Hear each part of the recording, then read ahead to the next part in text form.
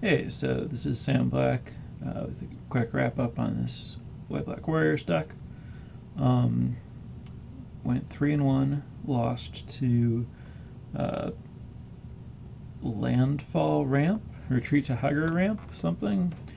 I think it was likely a Great Aurora deck, maybe. I'm not really sure. Don't know what other big spells it had. My opponent just killed me with creature lands and Retreat to Hagra and things that put lands into play. Um, don't know if that was the whole story or not. Um, I think I lost that because of the sideboard changes that I made, as I mentioned in that match. But as I think that kind of matchup is a lot less common than the red aggro matchups, so it doesn't do a lot to dissuade me. The other big question mark was the way that I sideboarded against Landfall, which ended up working out in that I ended up winning despite mulliganing to 5 because my opponent flooded out, which doesn't really say a lot about how good my strategy was. I think that I do need Dispel, and there's a reasonably compelling case for Duress to stop my opponent from comboing. Duress, I think, is worse than Dispel, but likely worth it.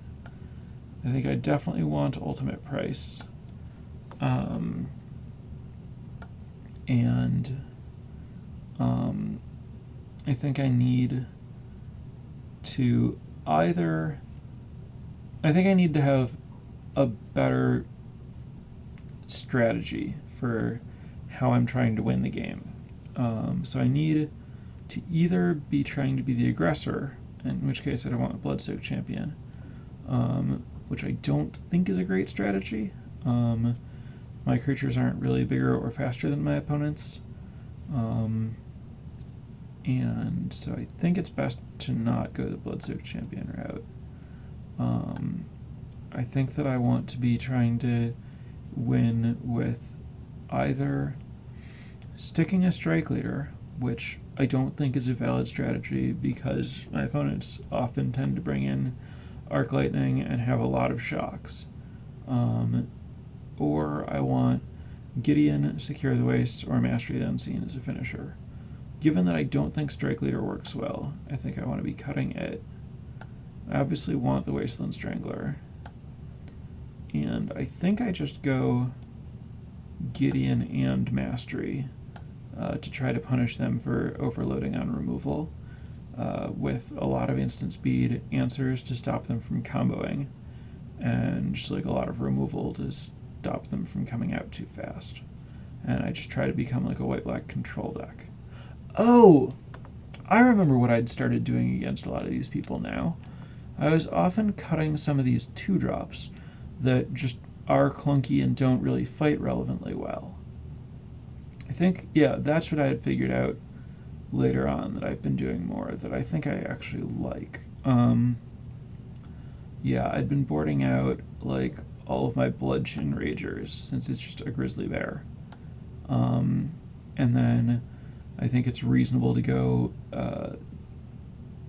Bloodsoaked Champions or Secure the Wastes or Strike Leaders or more removal.